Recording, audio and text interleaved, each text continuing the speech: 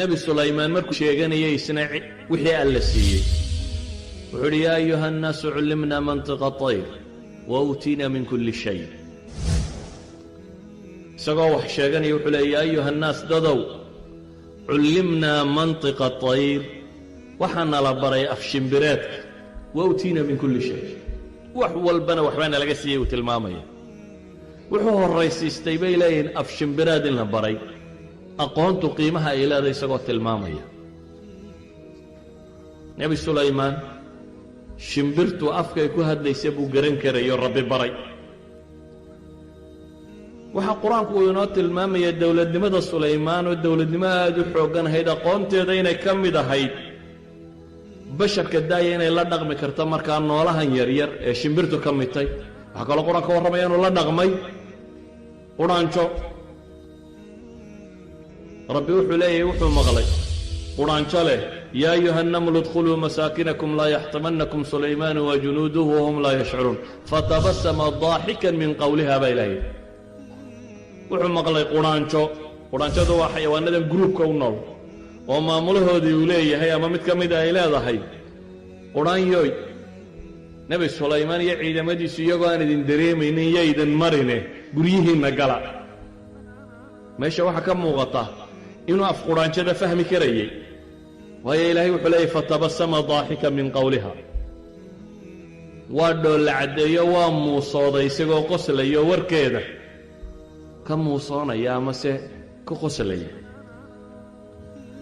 waxaa qisada nebi sulaymaan ka mid ah oo rabbi subxaanahu wa tacaala uu ka warramaya nebi sulaymaan oo u baahday carshigii balqiis in la soo qaado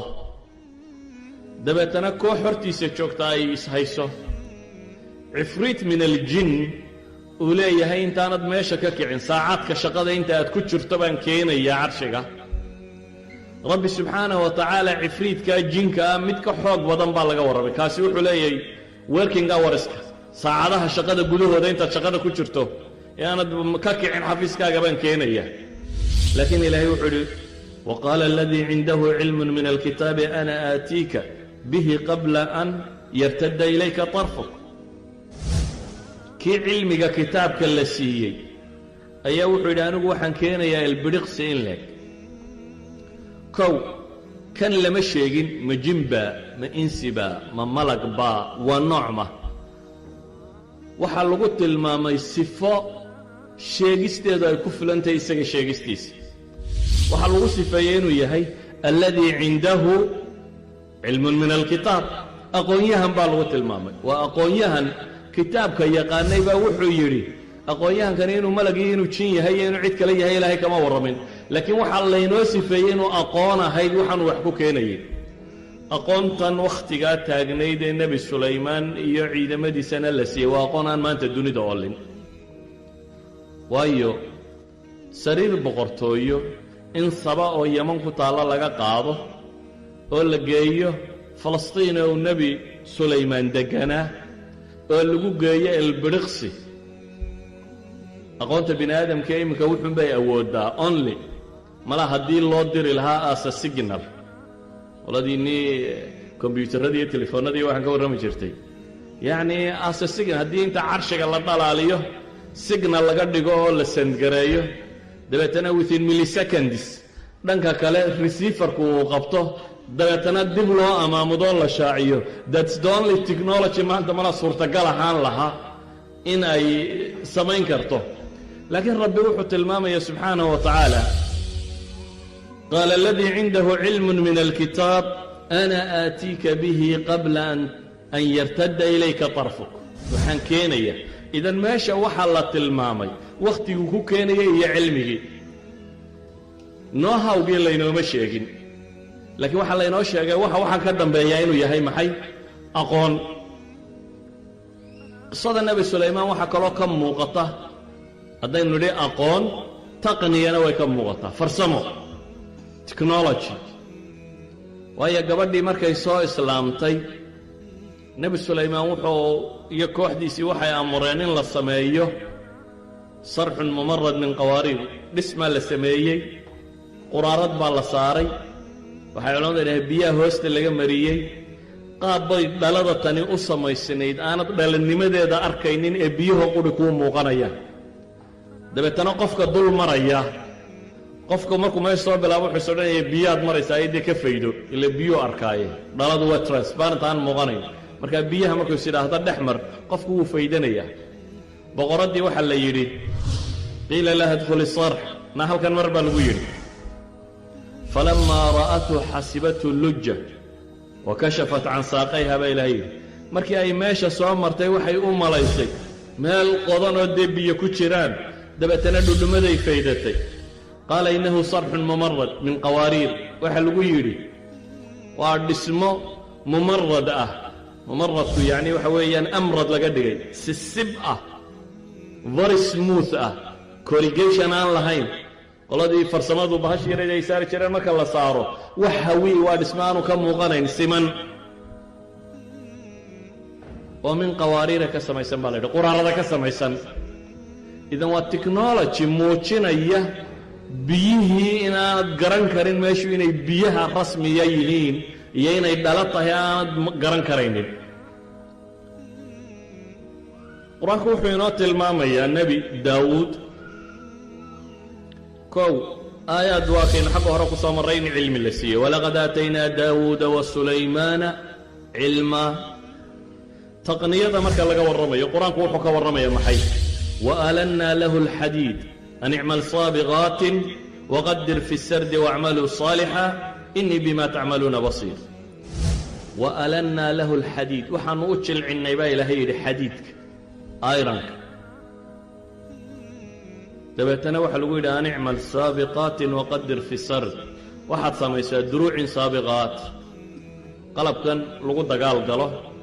سيفتا إياه وحكين علينا إياه وقدر في السرد حلقيدنا waxay yidhahdeen nebi daawuud farsamadii ugu horraysay baagirigii hore waxa la qaadan jiray bir isku taxan laakiin birta in laga dhigo xalaqaad yaryar seerkalis yaroo la isa sursuro oo silsilada yaryar laga dhigo silsilada aan warankiiyo seeftu toona geli karin laakiin jidhkoo dhanna lagu qarin karo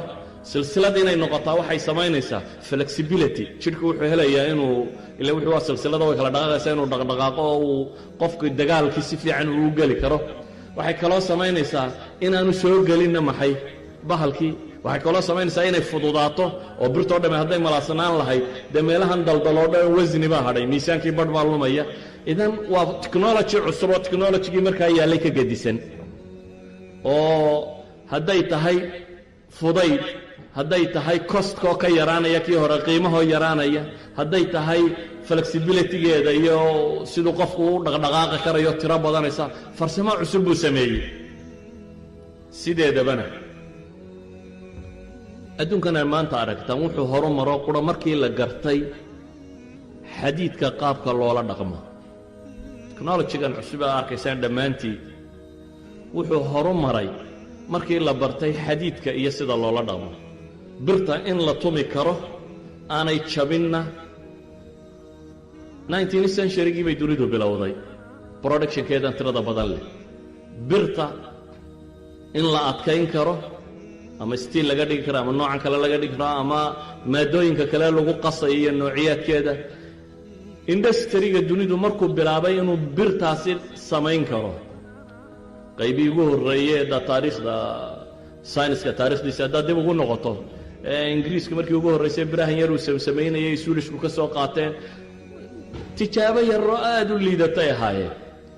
laakiin tijaabooyinkaasi wakhtigay guusha gaadheen baa industriga weyni bilaabmay waayo industrigu dhammaantii hadday hubtay hadday wax kala tay everything bir buu ku xidhan yahay birta in lala tacaamuli karaa waxay sheegaysaa inay tahay technologyga asalka uu ka intilaaqo ilaahay subxaana wa tacaala nebi sulaymaan wuxuu tilmaamayaa waalanaa lahu